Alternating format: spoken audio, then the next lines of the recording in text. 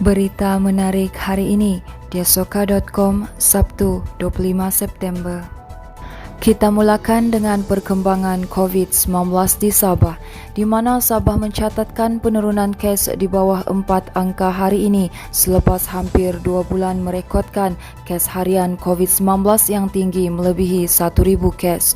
Jurucakap perkembangan harian COVID-19 Sabah, Datuk Seri Masidi Manjun berkata, pencapaian itu disokong penurunan kes harian di kebanyakan daerah dengan semua 27 daerah hari ini mencatat kes 2 angka. Katanya hari ini juga tiada daerah yang mencatat jumlah kes 3 angka seperti sebelum ini dan ini merupakan satu petanda baik. Pada peringkat ini bagaimanapun masih terlalu awal untuk meramalkan sama ada tren penurunan ini akan berterusan. Berita seterusnya, Timbalan Ketua Menteri Datuk Seri Bung Mokhtar Radin menafikan dakwaan mengelirukan Dewan Rakyat apabila beliau berhujah bahawa tindakan Kerajaan Pakatan Harapan dan Warisan menamatkan perjanjian rakan penyampai projek PDP bagi projek Lebuh Raya Pen Borneo Sabah sebelum ini sebagai satu kesilapan besar. Sambil mempertahankan kebenaran perkara itu, beliau yang juga Menteri Kerja Raya Sabah berkata PH dan warisan yang berkuasa di negeri ini pada ketika itu sememangnya menamatkan PDP tanpa berfikir panjang, terutama mengenai keperluan untuk menerbitkan sukuk atau bond terlebih dahulu. Katanya khidmat PDP bagi projek Lebuh Raya Pen Borneo Sarawak juga ditamatkan, namun kerajaan negeri itu berbuat demikian selepas menerbitkan sukuk untuk mendapatkan dana membiayai pelaksanaan projek berkenaan.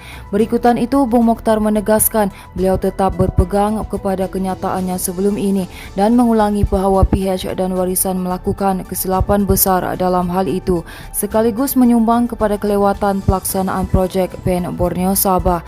Katanya ketiadaan peruntukan infrastruktur berikutan penamatan PDP tanpa menerbitkan sukuk terlebih dahulu menyebabkan projek Lebuh Raya Pen Borneo Sabah kekurangan dana untuk memastikannya dapat disiapkan mengikut jadual yang ditetapkan.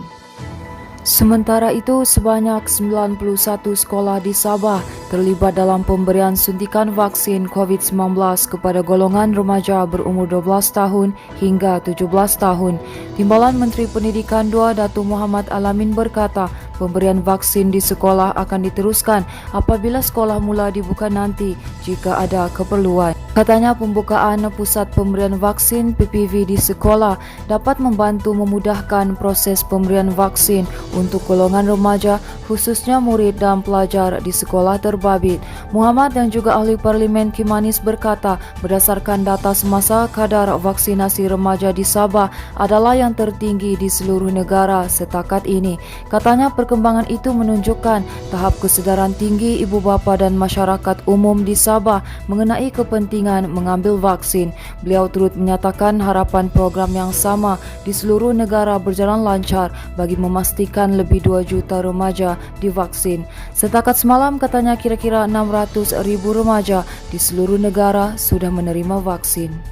Berita seterusnya, seorang lagi mangsa bot karam berjaya ditemui di Kampung Salewangan Batu 64 Beaufort pagi tadi. Mangsa Joseph Sayah 55 ditemui tersangkut di tebing sungai pada kira-kira jam 6.45 pagi oleh orang awam sebelum melaporkan kepada Jabatan Bomba dan Penyelamat Malaysia JBPM.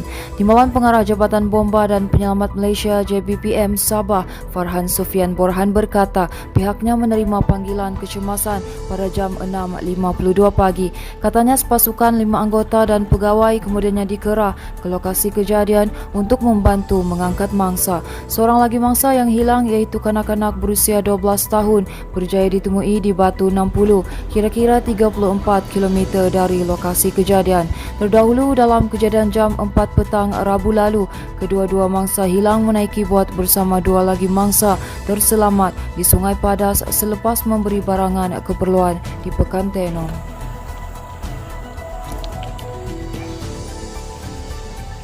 Baiklah, ini merupakan kupasan berita terakhir dari kami, di mana mangsa penunggang motosikal yang ditemui meninggal dunia di Jalan Kepayan, berhampiran aeroport di sini semalam, dipercayai terbabas sendiri.